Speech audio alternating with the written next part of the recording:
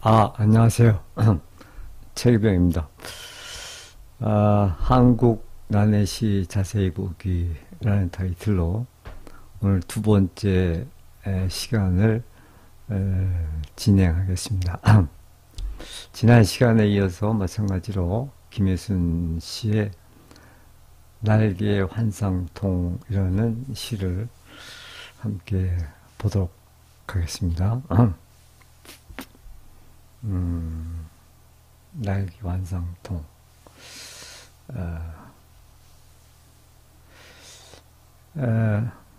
여기 처음에 이런 구절이 나오는데, 하이힐을 신은 새 한 마리 아스팔트 위를 울면서 간다. 요 구절이 이 시의 핵심적인 내용을 요약하고 있는 것 같습니다. 자, 먼저 이 시를 전체적으로 한번 읽겠습니다. 이게 좀 긴데 그래도 뭐 대략이라도 이게 어떤 신가를 좀 보고 하는 게 좋을 것 같아서 먼저 읽겠습니다. 날개 환상통 김혜순. 하이힐을 신은 새 한 마리 아스팔트 위를 울면서 간다. 마스카라는 녹아 흐르고 밤의 깃털은 무한대 무한대. 그들은 말했다. 애도는 우리 것. 너는 더러워서 안 돼. 늘 같은 꿈을 꿉니다. 얼굴은 사람이고 팔을 펼치면 새. 말 끊지 말라고 했잖아요. 늘 같은 꿈을 꿉니다. 뼛속엔 투명한 새의 행로, 선글라스 뒤에는 은장반 위에 까만 콩 2개. 그 콩 2개로 꿈도 보나요? 지금은 식사 중이니 전화를 받을 수 없습니다. 나는 걸어가면서 먹습니다. 걸어가면서 머리를 올립니다. 걸어가면서 피를 쌉니다. 그 이름 새는, 복부에 창이 박힌 저 새는 모래의 날개를 가졌다. 바람에 쫓겨가는 저 새는 저 좁은 어깨 노숙의 새가 유리에 맺혔다 사라집니다. 사실은 겨드랑이가 푸덕거려 걷습니다. 커다란 날개가 부끄러워 걷습니다.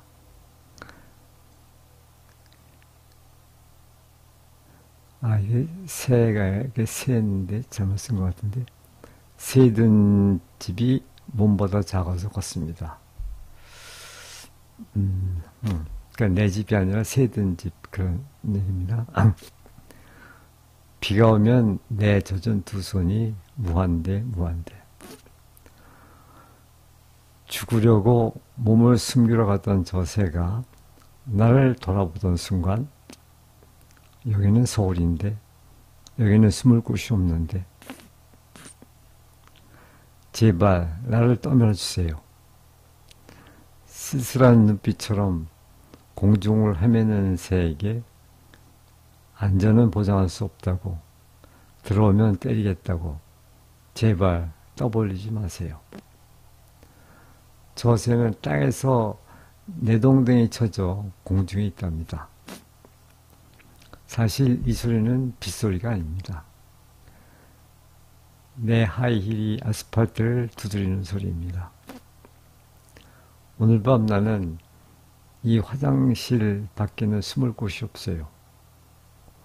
물이 나오는 곳, 수도꼭지에서 흐르는 물소리가 나를 위로해 주는 곳. 나는 여기서 애도합니다. 부들부들 떨리는 손으로 검은 날개를 들어올리듯 마스카라로 눈썹을 들어올리면 타일에 떨어지는 빗소리가 나를 떠밉니다. 이 시를 내려놓을 곳 없는 이 밤에 이렇게 되어 있는 상당히 난해하죠. 그런데 뭐 그 현대의 시들이 대체로 난해하지만 이 시는 특히 더 난해한 것 같아요. 이 시는 거의 아마 김혜순 시인의 대표적인 작품이 아닌가 싶습니다. 자, 그러면 이제 조금 자세히 보도록 하죠. 먼저 전체적으로 이 시는 날개 환상통이라는 제목처럼 억압적인 현실 속에서 여성이 잃어버린 자유에 대한 고통스러운 갈망과 그 속에서 발버둥치는 생존의 드라마를 충격적이고 감각적인 이미지로 그려내고 있죠. 하의를 신은 새는 현대사회의 제약과 여성성이 충돌하는 비극적인 자아성이라고 볼 수 있겠죠. 다르게 해석할 수도 물론 있죠. 그러나 이제, 대체적으로 보면 이런, 내용과 이런 주제들이, 도드라진 것 같아요. 자, 그러면, 한 줄씩 보겠습니다. 날개 환상통 김혜순. 하의를 신은 새 한 마리, 아스팔트 위를 울면서 간다. 자, 먼저 이 제목을 좀 봅시다. 날개 환상통. 환상통이라는 거는 절단돼 없는 사지에서 통증을 느끼는 현상. 그래서 팔이 잘려나가서 없는데도 그 팔이 아프다고 이렇게 느끼고 그러는 거죠. 환상통 그런 거죠. 지금 이 화자는 환상통을 앓고 있어요. 사실은 날개가 없는데 날개가 있는 것처럼 그렇게 아픈 거죠. 자, 이는 사회적 억압으로 인해 상실된 자유와 비상에 대한 끊임없는 갈망과 그 결핍이 주는 존재론적인 그런 고통을 말하고 있는 거죠.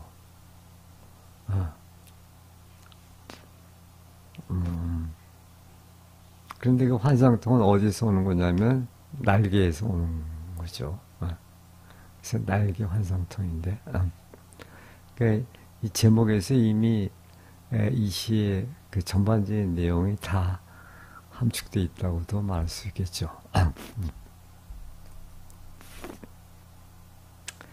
하이힐을 신은 새 한 마리 아스팔트 위를 울면서 간다. 자, 하이힐을 신은 새 한 마리. 어떻게 새가 하이힐을 신겠어요? 여기서 이 새는 이제 어떤 자유 혹은 비상에 대한 꿈이죠. 그 자유나 비상을 상징하는 게 새죠. 흔히 시에서 많이 사용하는 그런 상징이죠. 하이힐이라는 건 우선 여성이 신는 거죠. 여성이고 그 다음에 도시의 그런 여성들이 신는 거죠. 근데 하이힐은 이제 아름답게 보이기 위해서 그 불편함을 참고 그 고통을 견디면서도 예쁘게 보이려고 신는 거죠. 그래서 근데 그 자유와 비상을 꿈꾸는 새가 하이힐을 신었다는 거죠. 위해서는 이제 모순되는 거죠. 근데 그 새가 아스팔트 위를 울면서 간다. 아스팔트라는 것은 이제 우선 도시를 뭐 상징한다고 볼 수가 있는데, 도시라는 것은 이 시에서는 전반적으로 냉혹한 현실을 상징한다고 보여집니다. 근데 울면서 가요. 그냥 가는 것도 울면서 간다. 그러니까 어떤 고통을 견디면서 가는 것이죠. 그러니까 어떤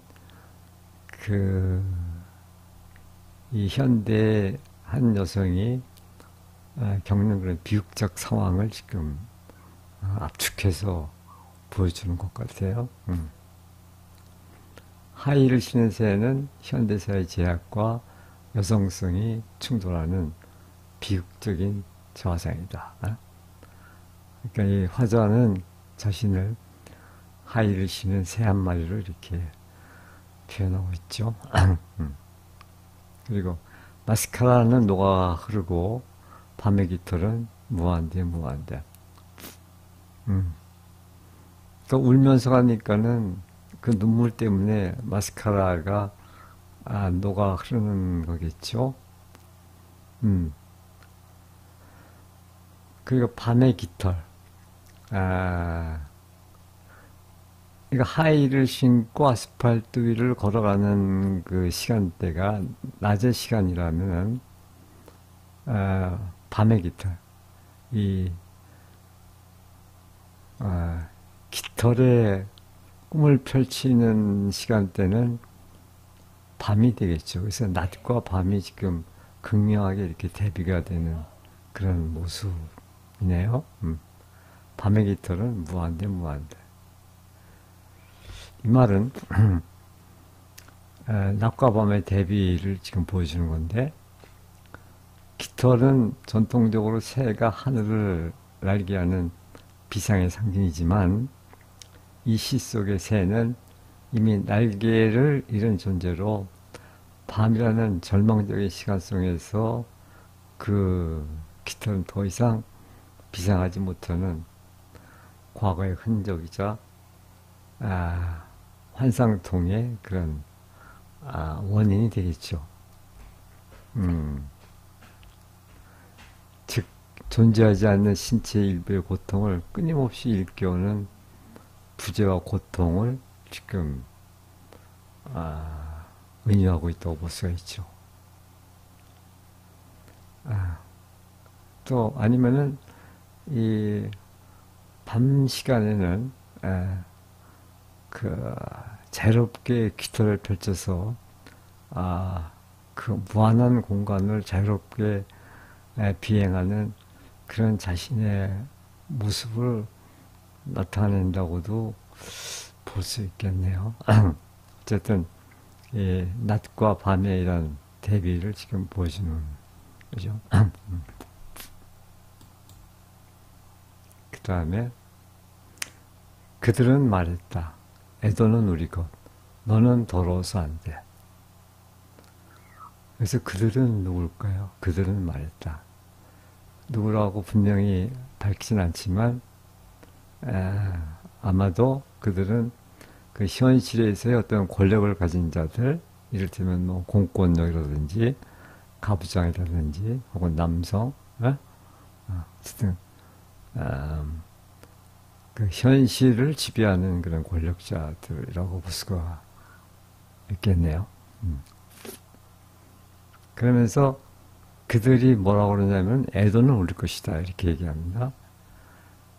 에도는 우리 것. 그러니까 에도는 어떤 슬픈 불행한 일을 당하는 사람에 대해서 슬픔을 나타내는 건데,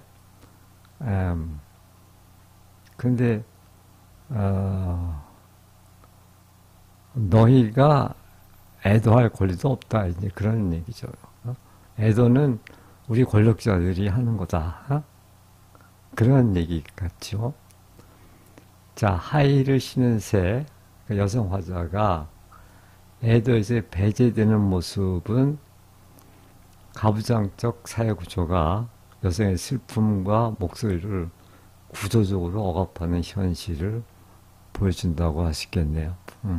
그러면서 뭐냐면 너는 더러워서 안 돼. 네. 여기서 너는 화자와 같은 사람이죠.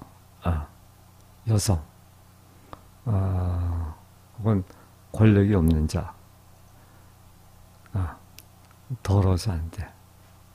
더러워서 안 된다는 것은 이제 권력자가 이런 화자와 같은 사람을 이렇게 본다는 거죠. 더럽다고 보는 거죠. 그래서 더럽다는 것은 어떤 뒤에서 나오는데 그 여자는 주기적으로 생리를 해야 되고 이런 것들도 이 안에 내포되어 있다고 보입니다.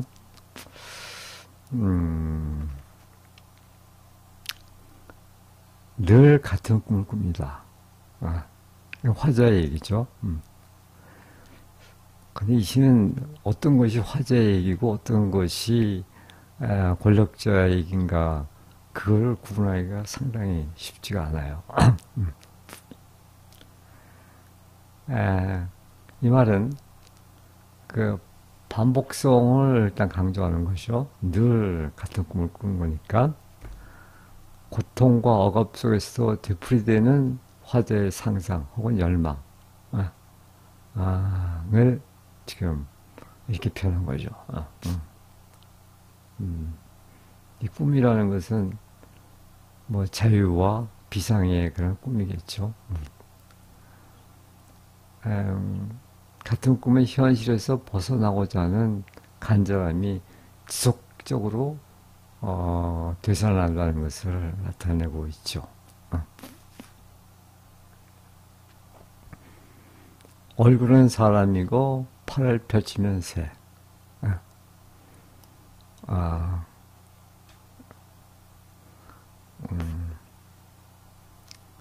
그렇죠. 사람이면서 또 새인 그러한 존재죠.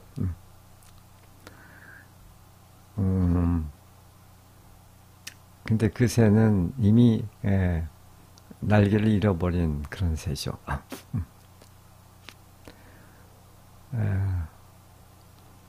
말 끊지 말라고 했잖아요. 요거는 화제 얘기는 아닌 것 같죠. 이거는 그 권력을 가진 자의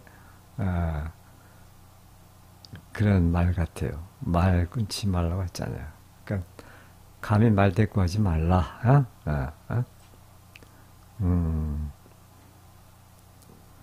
그러면서 다시 또 늘 같은 꿈을 꿉니다.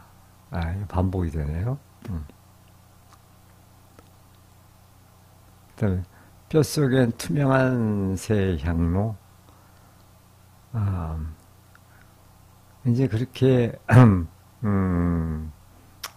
제대로 자기 항변도 못하고 그런 처지지만 그 뼛속에는 그 새의 뼛속에는 투명한 새의 행로가 들어있는 거죠.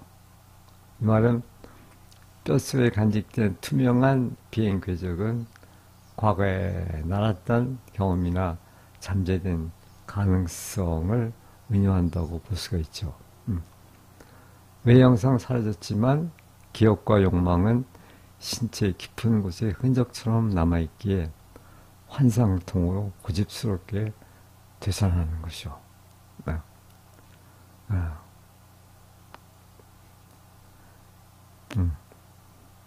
이건 그 화자의 모습을 지금 보여주는 거라고 볼 수가 있고, 그 다음에 선글라스 뒤에는 은쟁반 위에 까만 공 2개.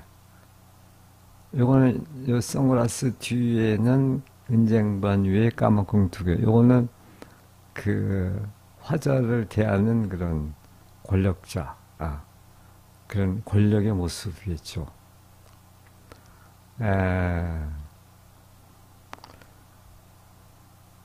그 선글라스는 화자를 바라보는 그들의 눈이 선글라스를 통해 왜곡 은폐됨을 나타내고 있죠.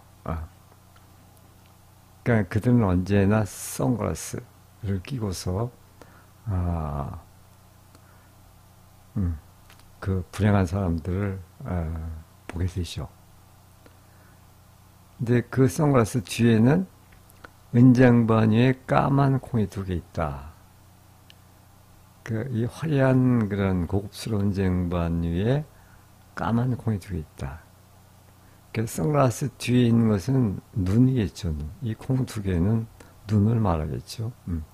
근데 그 눈은 은장반이 이렇게 잘 모셔져 있는 그런 눈이에요. 그런 콩. 이 말은 은장반 위에 까만 콩 두 개는 은장반 위라는 과장된 무대 장치는 감춰진 진실을 그럴듯하게 위장하기 위한 권력의 방식을 빗대어서 말하는 거겠죠. 그 외에 있는 까만 콩 두 개는 권력자의 눈동자나 시선 그 자체에 대한 은유라고 볼 수가 있겠네요. 그리고 이제 가로치고서 그 콩 두 개로 꿈도 보나요? 이렇게 했는데, 가로친 거는, 마치 혼자 말하는 것 같아요. 혼자 말하는 거. 겉도 드러내지 못하고 혼자서 중얼거리는 그런 표현을 이 가로에다 묶은 것 같아요. 이 말은 가로 속의 이 내용은 권력자 시선에 대한 조롱이라고 볼 수가 있죠. 너희가 이렇게 선글라스 끼고 이렇게 보는데 그 까만 콩 두 개 갖고 네가 우리의 꿈도 이렇게 볼 수 있겠나? 조롱이죠, 조롱. 너희가 보는 것은 아주 한정돼 있고 편협돼 있다 이런 거죠.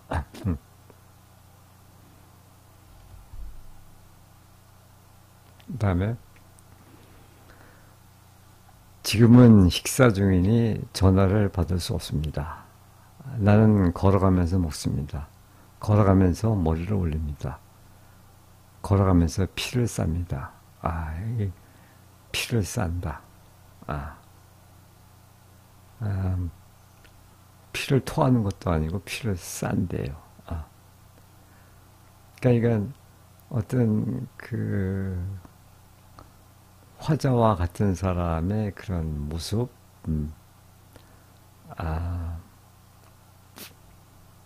걸어가면서 먹고, 또 걸어가면서 또 화장도 하고, 그럼 또 걸어가면서, 피도 싸요.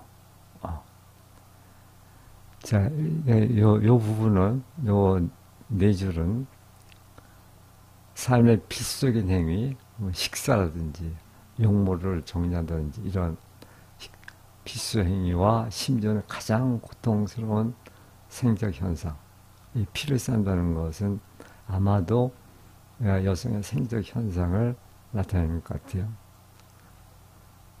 까지도 걸어가면서 이루어진다. 이때 걸어간다는 것은 일상생활을 해 나가는 거겠죠. 이는 여성에게 주어진 삶이 멈출 수 없는 고통, 노동, 그리고 역할 수행의 연속임을 충격적으로 보여주는 이미지라고 할 수가 있겠네요.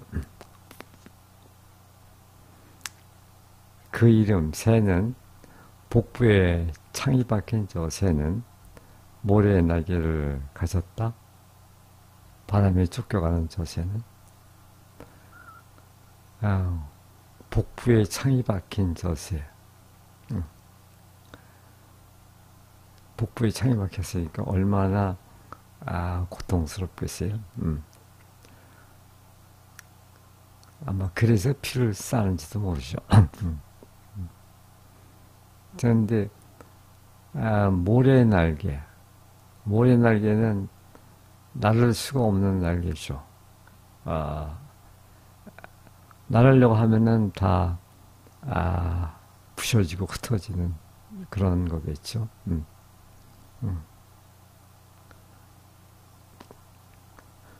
그 복부에 창이 박힌 자세는 생명과 여성성의 근원인 복부에 창이 박혔다는 것은 존재 자체가 깊은 상처를 입었다는 것을 나타내주고 있겠죠. 모래는 힘껏 날아오려 해도 부서지기 쉽고 흩어지는 모래처럼 비상할 수 없는 무력한 날개를 지금 이렇게 표현한 것 같아요. 바람에 쫓겨가는 자세는. 그러니까는 무력하니까는 그 외부의 그 어떤 힘에, 외부의 바람에 이리저리 쫓겨다니게 될 수밖에 없겠죠.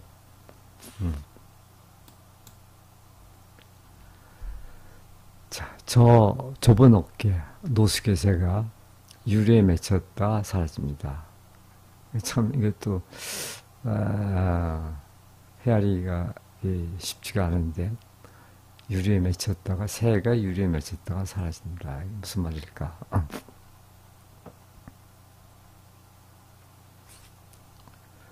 이 말은 짐작컨대 현대 도시의 투명하고 네모칸 벽, 유리는 아마 그런 거를 상징한다고 볼 수도 있겠죠. 여기에 잠시 그림자만 남기지만 곧바로 지워져 버리는 약하고 무시되기 쉬운 존재의 비애를 담고 있다. 그러니까 잠시 그 인간들의 시선을 끊고 잠시 그 관심을 가질 수는 있겠지만 곧 잊혀져 버리는, 곧 사라져 버리는 그런 그 존재를 지금 말하는 것 같아요.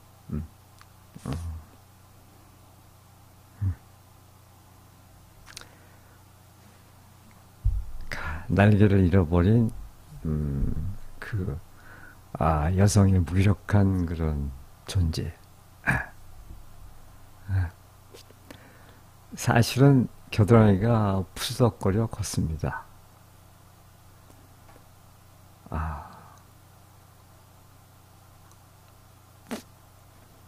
커다란 날개가 부끄러웠습니다. 새든 집이 몸보다 작아서 컸습니다.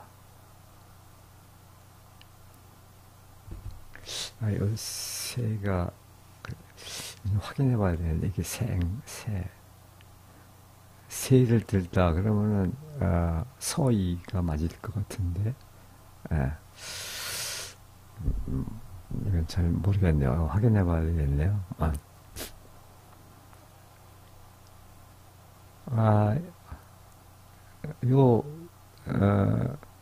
요 새 구절은,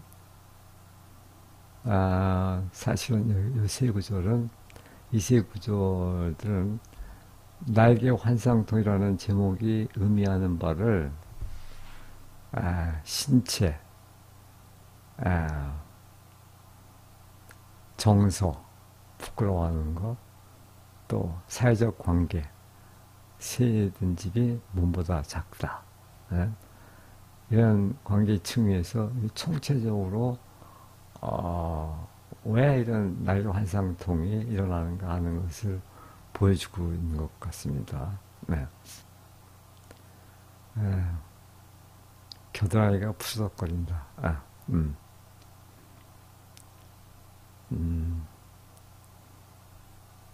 이 겨드랑이는 날개가 돋는 그런 곳이죠.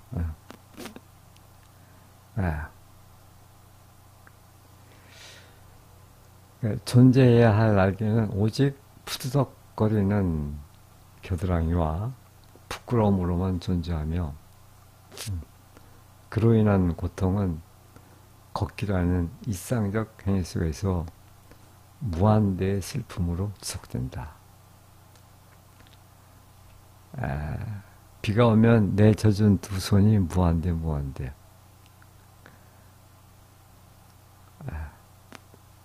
자, 여기서는 이제 비가 온다는 것은 어떤 그 현실의 고통이 다가온다는 것을 에, 비유한 것 같아요.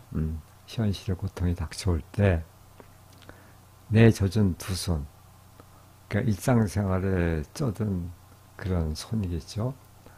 삶의 무게와 책임을 지고 있는 화자, 젖은 두 손의 고통과 무력감이 감당할 수 없는 무한대로 증폭되는 비극적인 상태를 압축적으로 표현하고 있다. 이렇게 볼 수 있겠네요.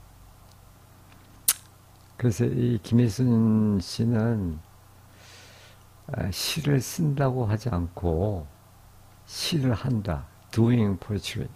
시를 한다고 이렇게 이런 말을 사용하는데 이것은 자기는 시를 쓰는 게 아니라 시를 몸으로 실천한다 이런 의미인 것 같아요. 시한다. 근데 이게 그 우리말에 시한다 이런 말은 없죠. 이런 말은 없는데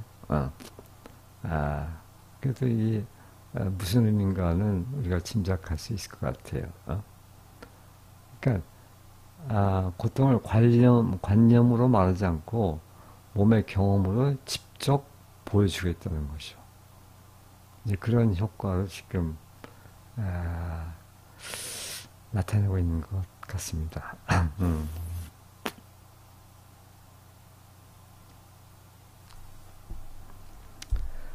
자, 이제 고통스럽다고 이렇게 말하지 않고 이렇게 표현하는 거죠. 겨드랑이는 푸석거릴 뿐이고 또 날개는 부끄러울 뿐이고 이렇게. 그다음에 죽으려고 몸을 숨기러 가던 저 새가 나를 돌아보던 순간 여기는 서울인데 여기는 숨을 곳이 없는데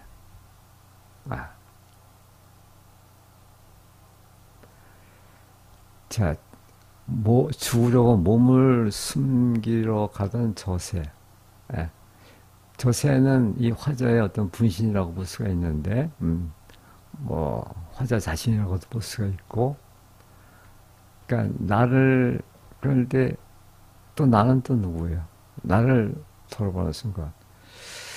이게 나가, 이렇게 두 개로 지금 분리되는 그런 모습을 보여주는데, 그래서 여기서 이 나는 아마도 그 새를 지켜보는 또 하나의 나, 그러니까 객관적으로 바라보는 또 하나의 나인 것 같아요. 그래서 그 저 새 모습을 이렇게 지켜보는 나, 그 저 새가 나를 돌아보던 순간, 그때 이제 나는 이렇게 중얼거리겠죠. 여기는 서울인데 여기는 숨을 곳이 없는데 네가 어디 가서 몸을 숨기려 하느냐. 이 서울이라는 냉혹한 도시는 숨을 데가 없다. 어떤 객관적 사실을 이렇게 환기시켜주는 것 같네요. 그러니까 제발 나를 떠밀어주세요.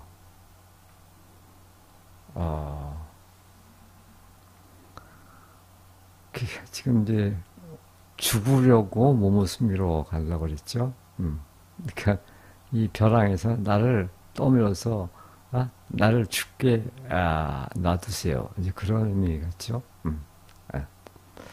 얼마나 절박한 상황인가 하는 것을 보여주는 거겠죠.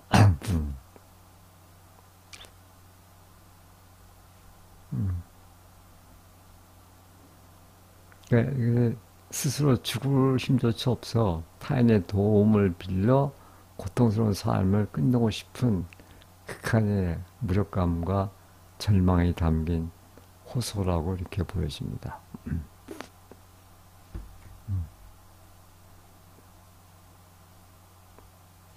그 다음에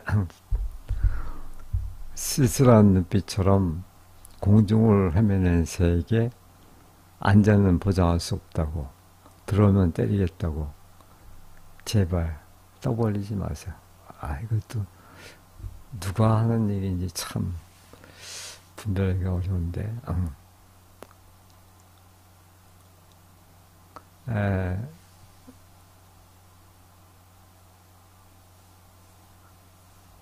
그 다음에 조금 더 읽읍시다. 저 새는 땅에서 내 동댕이 쳐져 공중에 있답니다. 요 부분을 조금 더, 우리가 해석을 해본다고 하면은, 이 구조는 현대 사회가 약자를 배제하고 폭력을 가하는 냉혹한 시스템임을 고발하고 있다고 볼 수가 있겠네요. 그러니까 어떤 체계적으로 이 사회는 이렇게 냉혹할 수밖에 없는 것이죠. 이 시스템 속에서 여성적 자아는, 여성적 자세는 안식을 구하려다 오히려 더 큰 폭력에 직면하고, 스스로 선택하지 않은 불안정한 공중의 고독 속에 갇혀버린 비극적인 운명을 지금 이렇게 표현한 것 같아요. 쓸쓸한 눈빛, 이 새의 눈빛이겠죠. 공중을 헤매는 새에게 안전은 보장할 수 없다고. 이런 시스템 속에 들어가야 어쩌면 이제 안전이 보장될 수 있다고 볼 수 있는데, 근데 못 들어가면, 들어오면 때리겠다고.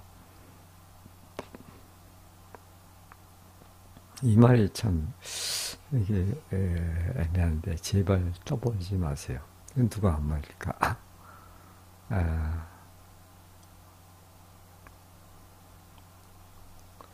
새가 하는 말 같아요. 제발 떠보지 마세요. 그러니까,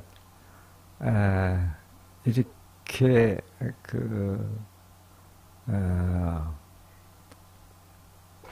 불행한 처지에 있다고 떠벌려 봤자 오히려 더, 큰 폭력에 직면할 수 있으니까, 그러지 말라. 그런 의미로 쓴 게 아닐까 싶어요. 왜냐하면 저새는 땅에서 내동댕이 쳐져 공중에 있답니다. 그러니까 이 안전을 보장받는 땅에서조차 내동댕이 쳐져서 그냥 그 공중에서 떠도는 그런 존재가 되어 있다는 것이죠. 그러니까 얼마나 그 비극적인 운명에 처해 있는가 하는 것을 지금 보여주는 것 같습니다. 사실 이 소리는 빗소리가 아닙니다. 내 하일이 아스팔트를 두드리는 소리입니다.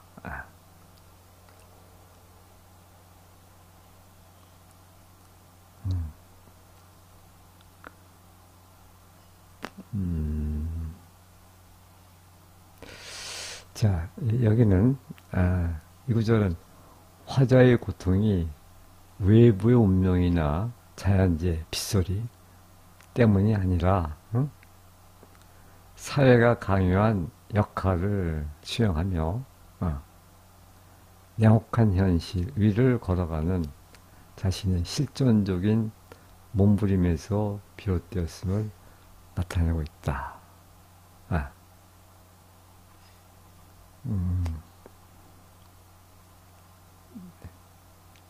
빗소리는 어떤 자연의 소리겠죠. 그것이 아니라 이건 사실은 하일이 아스팔트를 두드리는 소리다.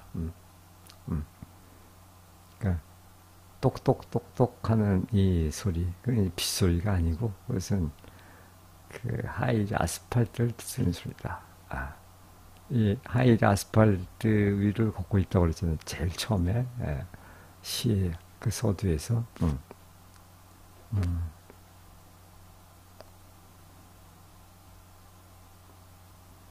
이는 고통을 피하려는 수동적인 자세에서 자신의 고통을 정면으로 응시하고 책임지는 주체적인 자세로 전환됨을 보여주는 중요한 대목이다. 아, 아, 아. 그러니까 자신의 처지를 직시하는 거죠. 아, 이제 그래야만 어떤 해결책이 나올 가능성이 있으니까. 음.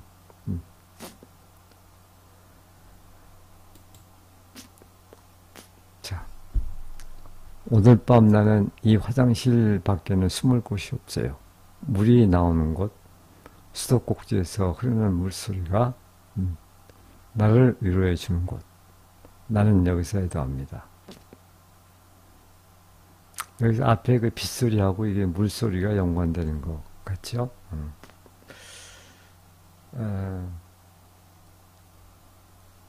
그러다 보니까 나를 받아줄 곳이, 내가 숨을 곳이 없으니까 그 화장실로 가는 거죠. 화장실 밖에는 숨을 곳이 없어요. 그리고 거기에는 물이 나오는, 화장실에는 이제 수돗물이 나오겠죠. 물이 나오는 것, 수도꼭지에서 흐르는 물소리가 나를 위로주는 것. 그러니까 자연의 빗소리 대신에 하다못해 그 똑똑 떨어진 수도꼭지 흐르는 물소리를 듣고서라도 내가 위로를 받을 수 있는 이제 그런 곳이 화장실밖에 없는 것이죠. 나는 여기서 애도합니다. 이 화장실에 와서 이제 비로소 자신의 그런 고통받는 자신에 대해서 이제 애도를 하게 되는 것이죠.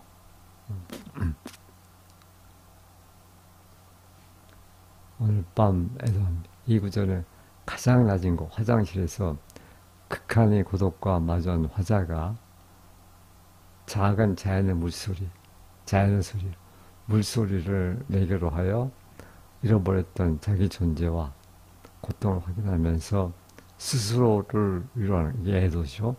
스스로를 위로하는 주체적인 치유의 모습을 보여주고 있는 것으로 이렇게 보입니다.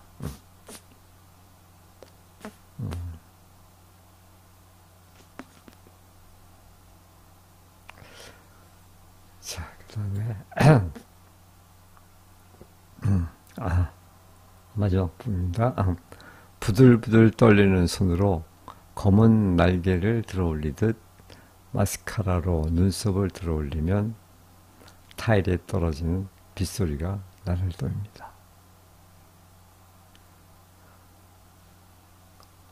여기서 이제 이 검은 날개하고 마스카라가 어떤 형태적인 유사성을 갖죠. 마스카라, 검은 마스카라가 마치 이제 검은 날개를 형태상으로, 이게 좀 유사한 그런 느낌을 주는데, 그래서 검은 날개를 들어 올리듯, 네.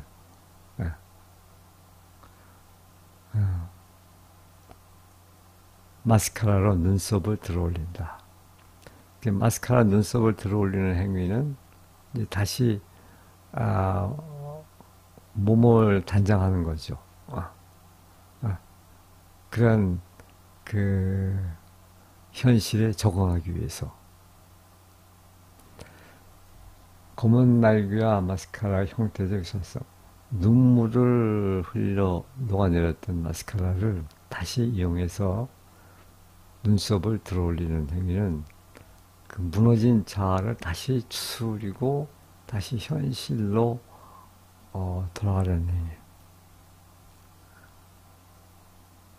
그러니까 어쩔 수 없이 그 현실에 적응하지 않을 수 없는 처지죠. 그 타일에 떨어진 빗소리가 나를 떠납니다. 이 타일에 떨어진 빗소리, 이것이 앞에서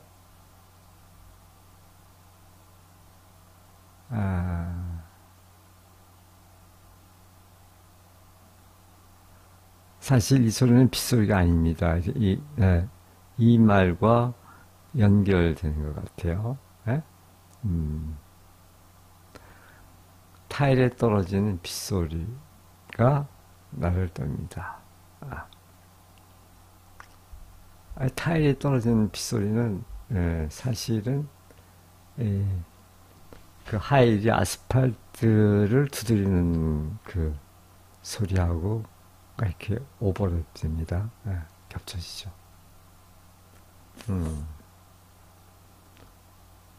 그래서 이 빗소리가 나를 떱니다. 어디로? 현실로. 어쩌겠냐? 현실로 나아가야지. 나를 떱니다. 물소리가 위로를 주던 장소, 화장실이죠. 빗소리는 다시 화자를 밖으로 밀어내어 억압과 고통의 현실로 돌아가도록 압박한다. 그러니까 그 화장실에서의 치유와 안식의 시간이 끝나고 현실의 냉혹한 힘이 다시 작용하는 그런 순간이라고 볼 수가 있죠. 아주 비극적인 상황이죠. 마지막으로 내실을 내려놓을 곳 없는 이 밤에. 그러면서 이제 내시가 나와요. 내시. 시라는 것은 고독과 절망이 깊어진 시간에 시인은 자신의 모든 고통과 진실을 담아낸 시는 그 자신의 고통과 진실을 담고 있다고 말할 수가 있겠죠. 이것조차도, 이 시조차도 이 냉혹한 세상에 정착시킬 수 없는 극도로 소외 상태에 빠져 있음을 고백하면서 이 시가 마무리가 됩니다. 굉장히 슬픈 시죠.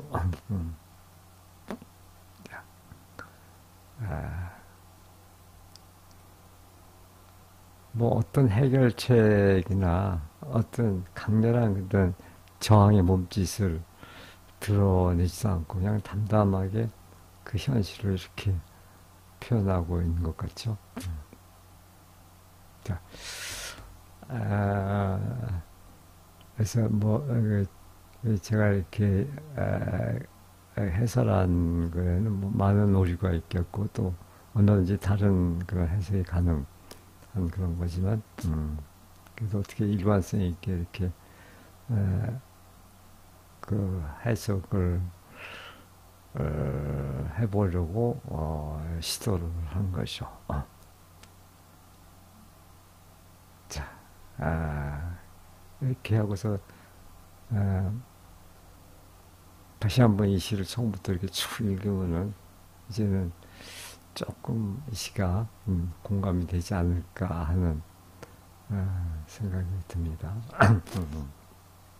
자, 오늘은 이렇게 해서 그 김혜순 씨의 두 번째 시 날개 환상통이라는 시를 함께 보았습니다. 네, 고맙습니다.